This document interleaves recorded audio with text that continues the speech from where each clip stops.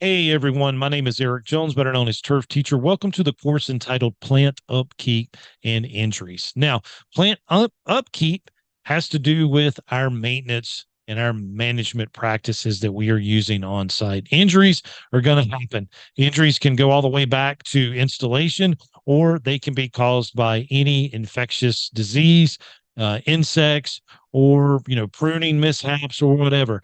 A lot of things can happen with our plants. And when people pay big money for their landscapes, they want us to do the best that we can to maintain their plant materials and keep them looking good. And so what we're going to look at in the course, we're going to look at our objectives. We're going to talk about watering.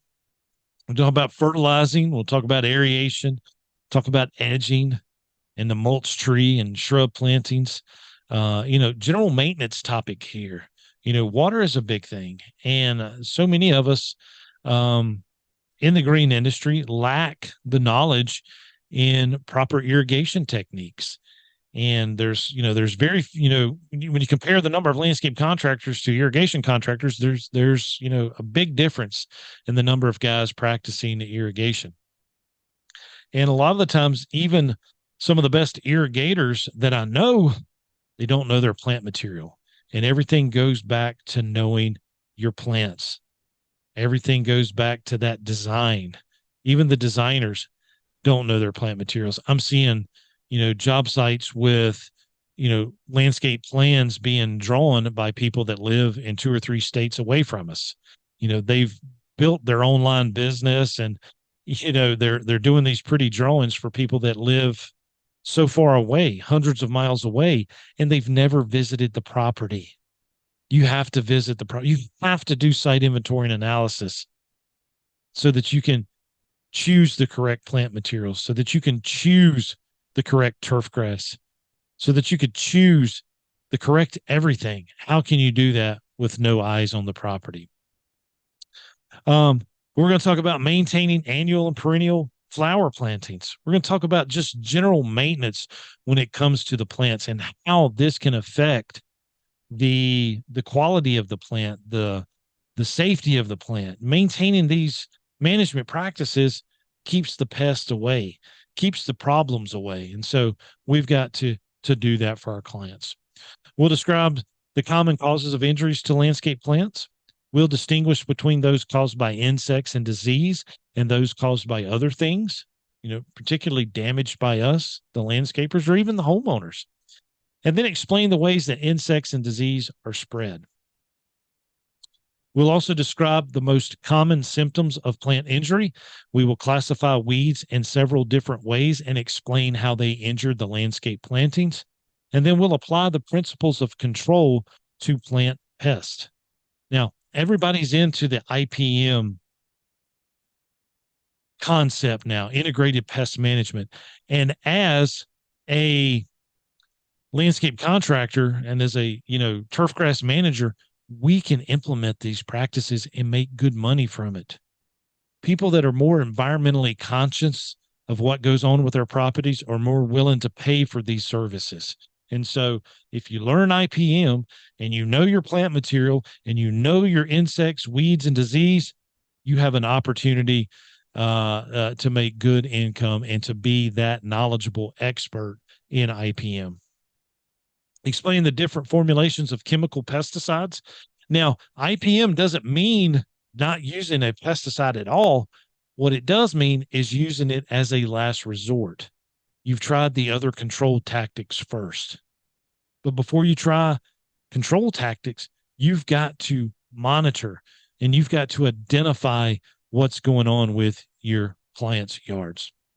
And then we will describe what integrated pest management is and discuss that in further detail. It was first developed by agriculture and to help the farmers realize when they needed to make an application. They tried other means first, but when it reaches a certain threshold, whether it's an economic injury level, they need to take action right there. And they need to make that determination whether or not the pesticide application is even worth doing. Is it going to be more expensive than what the crop would yield if they did not do it? So a little bit of finance involved there when it comes to the farmers. And so our intro The investment in a well-designed landscape and the proper installation of plants will be protected through proper maintenance. And you've got to take a little bit of pride in it. And you got to have employees that take pride in actually going out and maintaining these landscapes, because people put in a big investment. We're putting in landscapes that are, six figures at times. Well, those people are going to have the money to pay for the maintenance. And they don't want to ask you to do it. They want you to just go and do it. You see a problem, you take care of it. And if it's in your contract, you're going to get paid. But the last thing they want to do is notice these problems, because when they start noticing the problems, then sometimes it's too late for those plant materials. You may have to replace them, and it's going to cost them more money to do these replacements and to redo the landscape than it is to properly maintain it. Many gardens do not attain the appearance envisioned by the landscape architect or designer until the plants have time to mature. And so you're going to have to kind of babysit them until they do get the maturity level. They're going to need more fertilized. They're going to need more water when they're young and when they're first planted. And so you have to help these plants along with the maintenance programs that you develop. And aiding those plants in their healthy maturation requires attentive and knowledgeable maintenance. And that's why I don't really like the word maintenance. I'd much rather use the word management, because we are managers of landscape. We are a landscape management company, not a landscape maintenance. When I hear the word maintenance, I'm thinking of, interior maintenance. That just kind of goes along with it, of, doing floors and doing, custodial work. We're landscape managers. We are managing people's properties, an actively growing, living thing that does take a lot of knowledge and now takes a license. We have 3 licenses that we have to do a lot of this work: the landscape contractor license, the irrigation contractor's license, and a pesticide license to take care of these properties. And so it is a professional service and a professional business to be in. And so some causes of plant injury are members of the plant or animal kingdom, and they are biological in character: your insects, your disease, your weeds. Others are environmental or circumstantial and non-biological in nature. Simple things as, a hurricane or a tornado damaging our trees, breaking out big limbs, ice storms, breaking up willow oaks and breaking up, what few Bradford pears are left. And then there's such things as microclimates, where plants are getting too much shade. They're getting too much sun. We create these microclimates, and not necessarily on purpose. They just happen. We can't help the orientation of the house. We can't help that the east side of the house is in a spot where we can't do the outdoor garden for them. The east side of the house is more optimal for relaxation, a patio or any type of outdoor room, just because it's not going to be hot in the afternoon. But the orientation of the house, we can't help that. And so we try to mimic the east side of the house by creating these microclimates, and it can be detrimental for some of those plant material that may need full sun. So, a lot of things go into it. So let's jump into this lecture and let's learn about maintaining and sustaining plant material. Sustained care of plants. Landscape designs require maintenance. They do. And that's why you see a lot of landscape architects acting as construction managers when their designs are being installed. Nothing wrong with that. I actually like that. They're going to be there making sure that, the correct soil amendments are taking place, that the correct size plant material are being planted. They're checking the irrigation. They're there on site, acting as the owner's agent, making sure that we, the landscape contractor, are doing what we need to do for these plants. But there are specific plant needs. And if you're working for a client that doesn't want to have any maintenance, you better talk to them about the plants that are going in, because some plants require more maintenance than others. Is the landscape going to be on a general maintenance program? Are they hiring the maintenance done, or are they doing it themselves?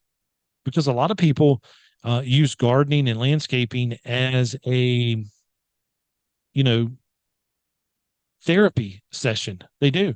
I know several doctors and lawyers that on the weekend they're in their vegetable garden or they're push mowing their lawn. They take great pride in doing that, and there's that. I think that's awesome. They're well to do, but they're still in touch with maybe they grew up on a farm or something, and they still want to do that type of work. So I have all the respect in the world for them, for those professionals that get out and do their stuff. But do they know exactly what it is that they're doing? As a designer and as the installer, maybe you need to design a maintenance program for them to give to them. And are they going to have plants that need less frequent care? Because it can be designed for that. You can have a zero maintenance design, or you can have a high maintenance design. That will come from the landscape architect and the designer, not necessarily us, unless we're doing design build. But my opinion on design build. I'd much rather install a design that's already been done versus doing that design build. If I'm going to do a design, I kind of want to do the design and leave that point. But my favorite part is the install. And we will do design for our existing customers and stuff, but it gets to that point where I always think as a installer, people don't want to give us their budget. And the landscape architect, somebody else that's designing it, who's not going to make a profit off the install, they're going to be able to tell them and get that information from them and get that budget from them and say, hey, Ms. Smith, how much money do you have to put in this landscape? I know you want a full, landscape design in the back. You want the outdoor kitchen. You're thinking about putting the pool. What is your budget for this? They're not going to tell the guys bidding the actual work what their budget is. Watering. Wow. That's all I can say about this, because, as an irrigation contractor, we're doing a lot of the irrigation design ourselves. Landscape architects, civil engineers, they're not doing the design.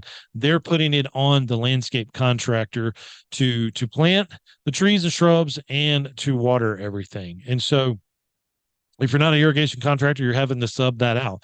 It's up to us. But a lot of the times we're bringing in that supplemental watering. That's what irrigation is. It depends on the region you're in. What about initial watering? You may have to have, tank waters or a water truck going around watering these plants because the irrigation system's not 100% finished. We're not going back and putting the rotors and the heads into the turf grass until all the turf's laid. Everything's pretty much done. We're zoning it out at the last day of the job. So what about the initial watering? You need to plan for that. And what are the water requirements? Goes back to the whole thing of the plant palette that we talked about in choosing the right plant. You need to have plants that like wet feet planted together, and ones that do not like water at all, that could actually be in a xeriscape gardening, they need to be planted together. And so what is the requirements? You're going to want to do some deep watering on, the established landscapes, and it's not going to be so frequent. But up front, you're probably going to have to water a whole lot more, especially if you're planting the landscape in June or July. And you can't help when the builder needs the plants put in. It's easier to convince that homeowner to wait till the fall. We can put down seed and straw or just put down straw. There's many times we've put down just straw to get the certificate of occupancy. But when it comes to the commercial buildings, they've got to have the zoning requirements, or they're not going to be able to get that CO. They're going to have so many trees in the parking lot. They're going to have so many shrubs for screening. Well, they'll never get their CO. And if it's in June or July, when it's your time to show up and do the work, watering's going to be a big issue. You can't push that off to fall. With fertilizer, trees will grow without fertilization, but it's never hurts to give them a little bit of food. Shrubs will respond to proper fertilization, and when fertilizing the trees, holes drilled with augers, You can use a dry fertilizer, and then injections, you can actually use the liquid. Now, you'd want to use more of a dry fertilizer at the time of planting. You can incorporate that into the soil. And if you check the specifications, the landscape architect may already be telling you to do that. With aeration, you're going to do it when the soil is compacted. It will put air back down there to where the roots are. Ways to alleviate it: you can use an air spade, vertical mulching, or even radial mulching.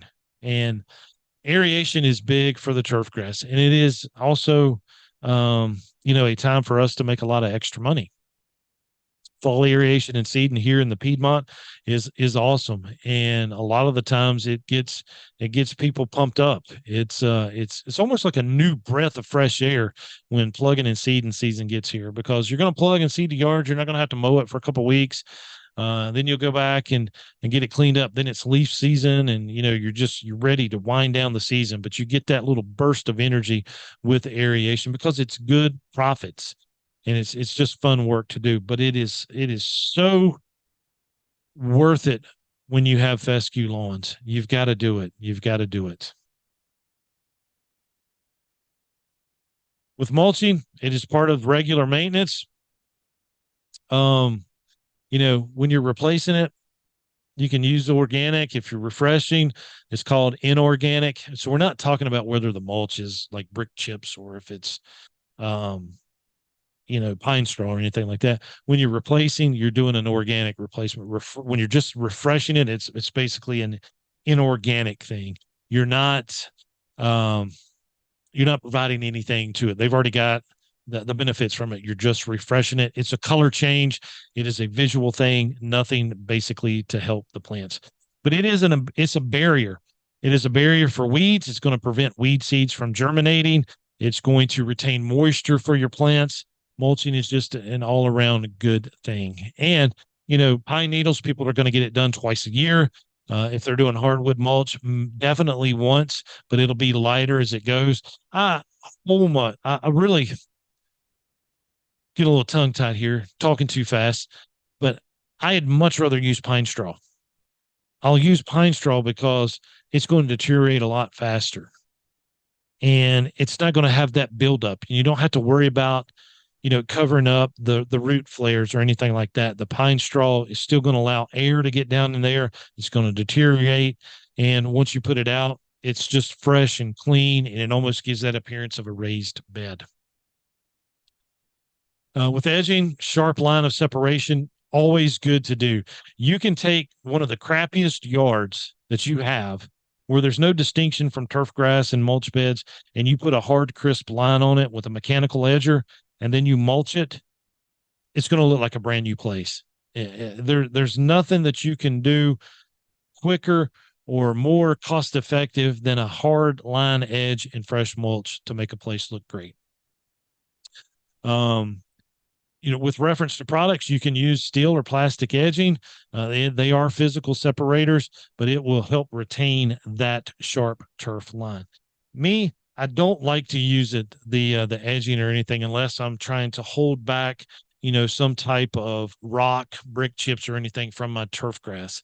I'd much rather have that mechanical edger that we can just keep those crisp lines and let the mulch fade into the turf grass. With pest, this is a 3-part judgment call. Potential or actual extent of pest damage. What is the quality expectation and or tolerance level? And what are the environmental ramifications? Now, let's go back. What is the potential for it? Think about turf grass, guys. We're always going to have what we call our weeds. We're going to have our crabgrass. The potential for that is always there. And so we're using pre-emergence. Now, if we're implementing IPM technology here, the one thing it says is that you do not put out a chemical on a predetermined calendar. But when it comes to turf grass, you're going to have to, because if you don't put out a pre-emergent, pretty much every yard here in North Carolina, well, here in the Piedmont, is going to get crabgrass. So the potential is always there. There's always an actuality of us having crabgrass. But what is our customer's tolerance level? Who can determine that? We can't. We're going to have to sit down with our client and discuss that. You know, do you want a 100% weed-free landscape or turf grass? Some people are okay with it. I got a client that's, got clover all in his yard. And I'm like, hey, do you want us to spray for your clover? And he's like, Eric, why do I want to get rid of my clover? It blooms once a week, stays green all summer. I don't have to spend any money. And he's right. He's right. It's a mow, blow, go situation for us. They don't care that their turf grass isn't perfect. They'd rather feed the bees, things of that nature. So, but then we have clients that'll fire us over one dandelion. But the only way you're going to know that tolerance level is if you get out there and you talk to them. And what are the ramifications environmentally if you make a pesticide application? Or if you don't? What if you don't take care of the pest and they move from yard to yard to yard? You're going to have to investigate that and figure it out. With control methods, are they restricted or guided by laws? We have restricted use pesticides, right? When it comes to certain critters that live underground, we can't do nothing about them because they are protected species. What are appropriate products and formulations? Usually you're going to find this information out from the approved state colleges of agriculture. Here in North Carolina, it's NC State and North Carolina A&T State University. Those are our two land grant universities, and they are producing this information. They are doing the research for us. And they're going to make copies available to the public on their websites. NC State, yeah, everybody's all about the Wolfpack, but we forget about the Aggies in Greensboro. Just as good of a school of agriculture as NC State. Just because it's in Greensboro, people don't think about it. People think Raleigh, and that's where our landscape information comes from.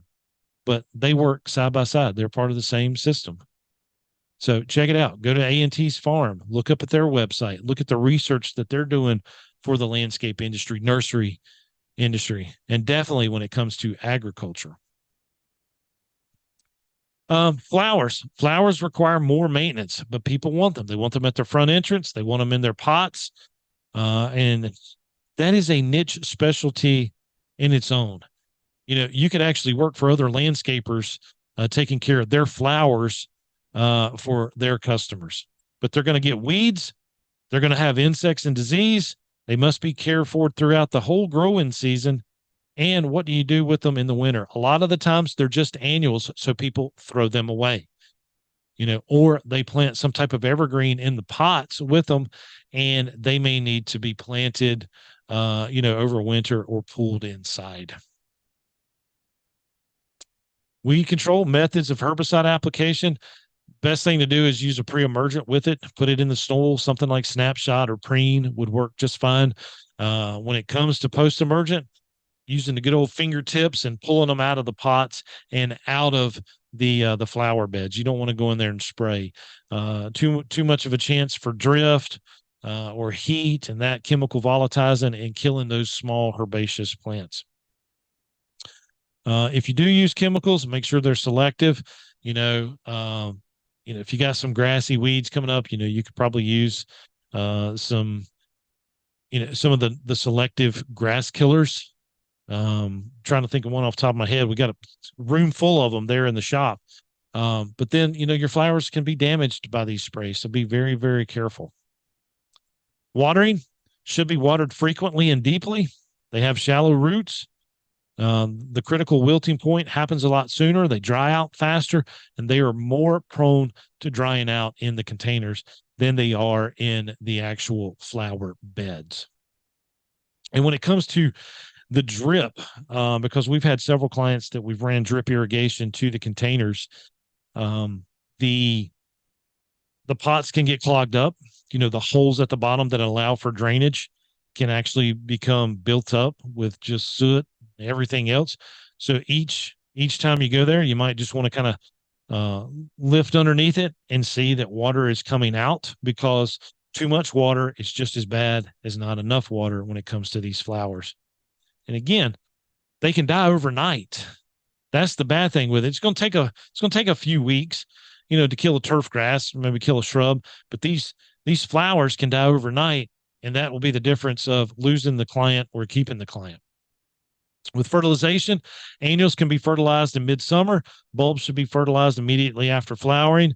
With your non-bulbous perennials, best if fertilized in the early spring. With deadheading, this is the removal of the dead flower blossoms. Many summer annuals need that happen. Petunias and geraniums are especially demanding. Geraniums more so probably than the petunias, but combined with routine maintenance can reduce labor costs. Now, this whole thing, again, niche markets within the green industry. This is one that you could actually, have a whole separate crew doing, is the watering of the flowers, the deadheading, the fertilization, the weeding. These annual beds take a lot of maintenance. They take a lot of attention and detail. And that is a one-person crew that can make you pretty good chunks of money, because you could offer this service not only to your residential clients, but to other landscapers as well. Hey, if you don't want to take care of your flower beds, we have a flower bed crew, and we've got some space in our schedule that we can actually take care of that for you. Sign a contract with them. You're not going to try to take their other stuff. You're just taking care of their annuals. Or this could be a whole standalone business on its own, because you got 4 times that you can actually plant flowers. You can do your summer annuals, you can do the mums, you can do your winter, and then you could probably change it out 1 time. So definitely 3 times, if not 4. With your cabbage and your kale in the wintertime, there is so much color and so much opportunity with flower design and installs. But you'll pinch them. This removes the terminal shoot. With soft pinching, you take your thumb and your forefinger and you remove that terminal bud. Hard pinching will shorten each stem by 1/3 or more. Plant injuries and causes. At the cellular level, parasites, you have insects, you have bacteria, fungus, viruses, nematodes. All of this can be very, very devastating to your plants. With the injuries and causes, different forms at different times. Your insects can cause damage multiple times during their life cycle. And think of the good old grub worm, that's detrimental to our turf grass. But once they, come out of the soil and turn into the Jap beetle, they're very damaging to our trees and shrubs, definitely roses. So they go through multiple changes, whether it's complete or incomplete metamorphosis. They are damaging to our landscapes at multiple times of year and at different body forms that they are taking. With bacteria, fungus, and viruses and nematodes, again, they can be more detrimental at different times of the year. Weeds, depending on whether they're summer annuals, winter annuals, what they're going to do to the landscape. You can have an infestation of chickweed, henbit over the winter. You got to take care of that. But actually, when you're taking care of those and you're putting down a pre-emergent, maybe you won't have so much in the springtime. And then with animals, most damage is caused by feeding. These little insects can munch away. Deer can munch away. Even dogs and cats can be detrimental to our landscape. Depends on where they use the bathroom. How do they spread? Pests can be brought into a landscape, either purchased from a nursery by wind or bodies of water. Even rainwater can collect weed seeds and send it down to the neighbor's house, half a mile down the road. Through soil additives, even mulch or the seed. And they can be spread from plant to plant, especially disease and insect. They're going to jump, plant to plant. They can also be spread by us. One of the simplest IPM practices that we can implement for turf grass is blowing off our mowers before we leave the job site and head to the next job site. We're taking those weed seeds on the mower to the next one.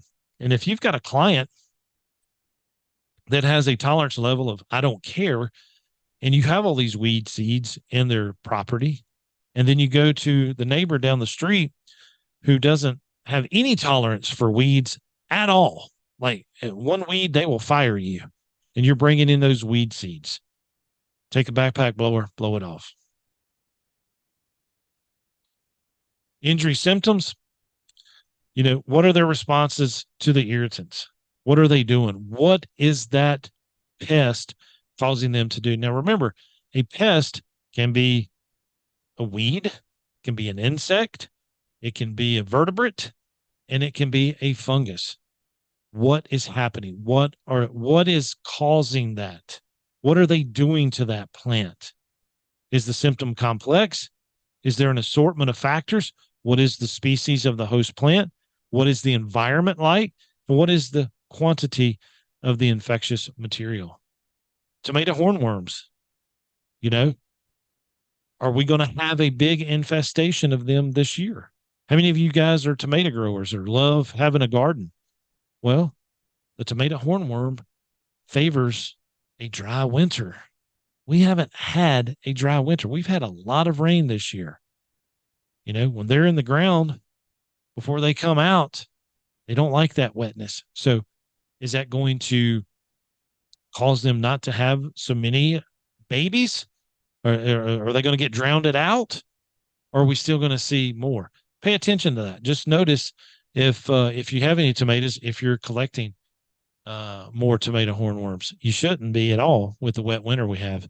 But if you do, you can always take them down to your local pet store and sell them, because ours was selling them for $15 for 3 of them, because all these bearded dragons and lizards that people have in their house as pets absolutely love the tomato hornworm.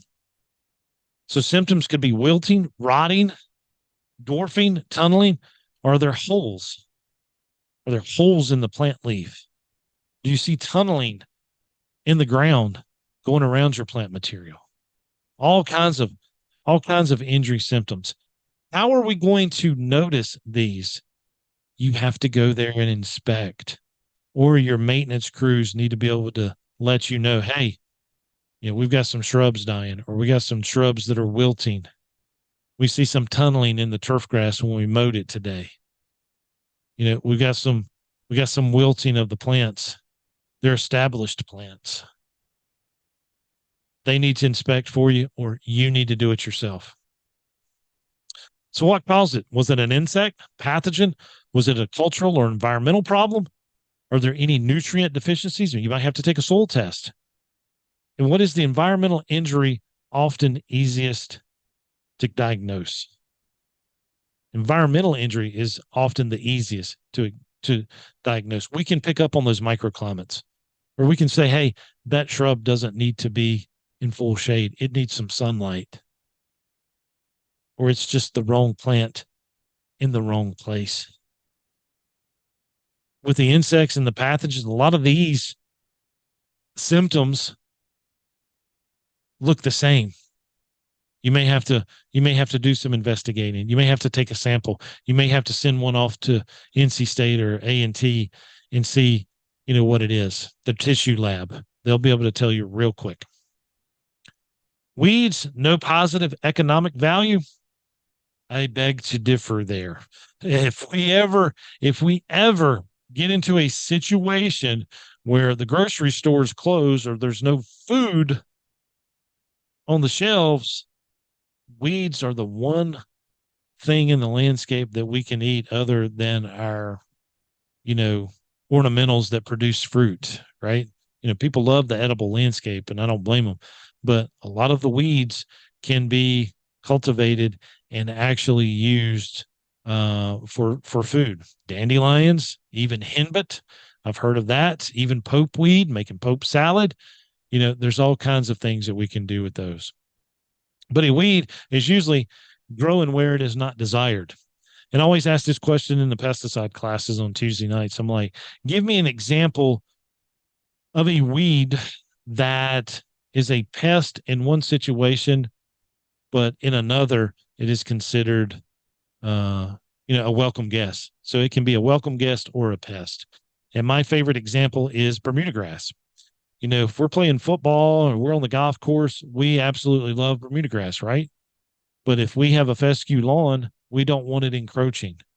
We definitely don't want it in our shrub beds. We don't want it coming up through the cracks of the sidewalk or busting up our asphalt, because it will do that. But it is probably the best example of a plant being a weed or being a pest, or a guest in another situation. Weeds can be annuals, meaning they complete their lives in 1 year, or perennials, which they live for several years. There's also biennials, which their life cycle ends in 2 years. These perennials may produce seeds numerous times during their lifespan. In plants, my friends, they're going to make sure that the next generation is happening. They're going to do everything they can, more so than humans, right? Mother Nature's going to help them out more than she ever would us.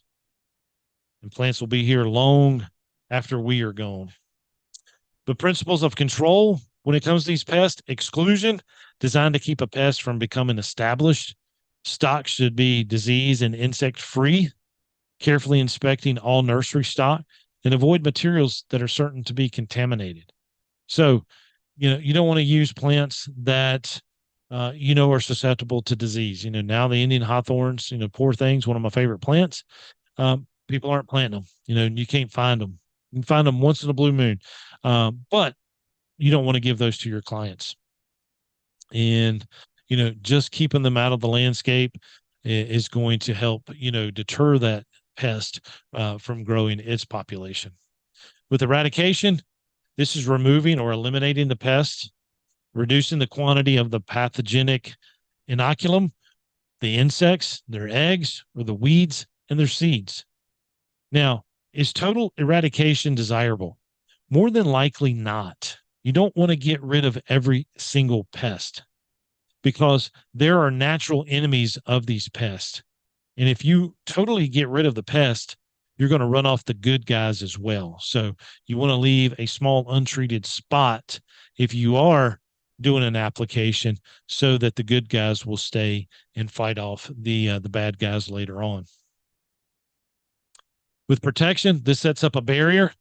This is manipulating the environment, and you can use chemical sprays and dust to actually do that.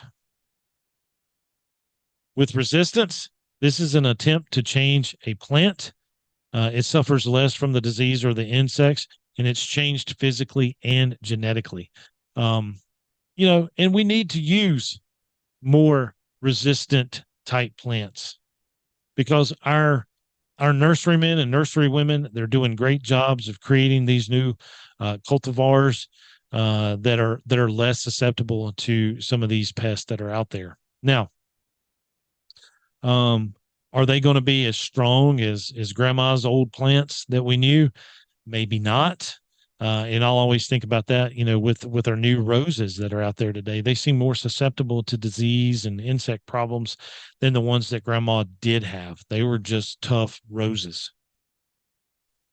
With chemicals used to kill the organisms, we use insecticides, fungicides, stuff for the nematodes. We can use antibiotics and even bactericides. These are all poisonous to the pest, animals, and even people. Now, should we, discontinue using pesticides? No. I'm a strong advocate for pesticides, because I believe everybody deserves a meal. And the United States, with its large agricultural system, guys, we feed the world. We do. And we couldn't do it without the help of pesticides. So it is a touchy situation for people. But I'm all for it. I mean, I'm all for pesticides, knowing that here in the United States that 1 in 8 Americans go to bed hungry, and the percentages of food that we would lose without the use of pesticides, we couldn't feed America. It would be more people going to bed hungry. but we need to work on that 1%, that 1 out of 8. Not 1%, the 1 out of 8. Almost, more than 10% of the population here in the United States goes to bed hungry. Herbicides, forms of action. There's non-selective, which will kill everything. Selective, that will kill some kinds of plants. So you've got selective for broadleaf weeds. You've got herbicides that'll kill just grassy weeds. And then there's pre and post emergence. Pre-emergence, we put down for our crabgrass. We can also put down a pre-emergent in our shrub beds, which will keep those weed seeds from germinating. And then post-emergence is a pesticide, a herbicide that we will put down after the weed seed has developed and that it's there and we can spray it and take care of it. But it has to be actively growing. With your formulations and your choices of them, what's the size of the landscape? What's the amount of active ingredient? Are there other materials being applied? What is the cost of it? Is it safe to use? And what's the ease of application? Now, that's something that you have to think about. You have to think about your properties. Are you able to go in there and do it cost effective?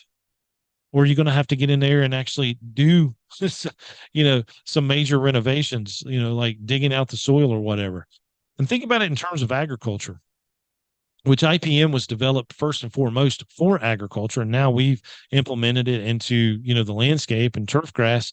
But there are certain thresholds. Once they are met, the application is going to cost more than actually the loss of the crop or the landscape. You would just actually let it take over because the cost of the application is just way too much. Formulation characteristics. Understanding formulation ensures the intended results. Your formulations can include solutions, emulsifiable concentrates, wettable powders. We use all three of these in the landscape. We also use our granulars and pellets.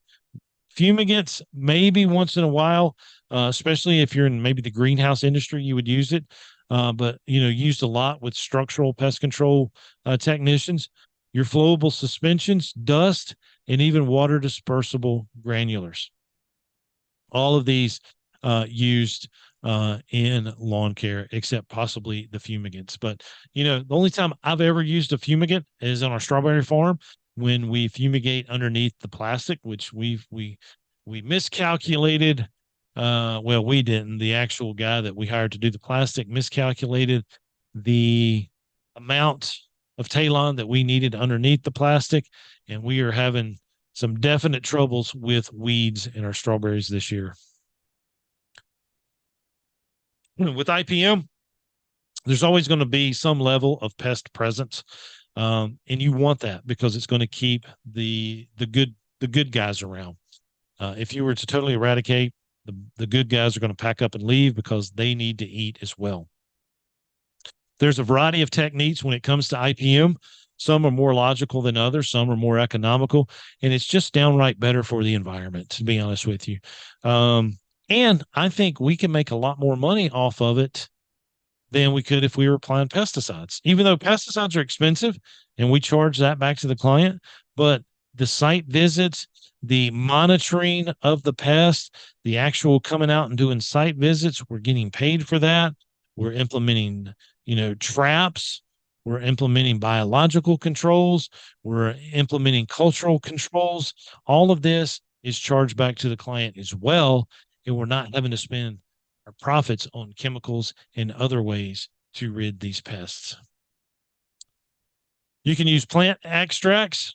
You can use physical features, plant emissions, predators, and parasites, and either alternate hosts when it comes to implementing IPM techniques.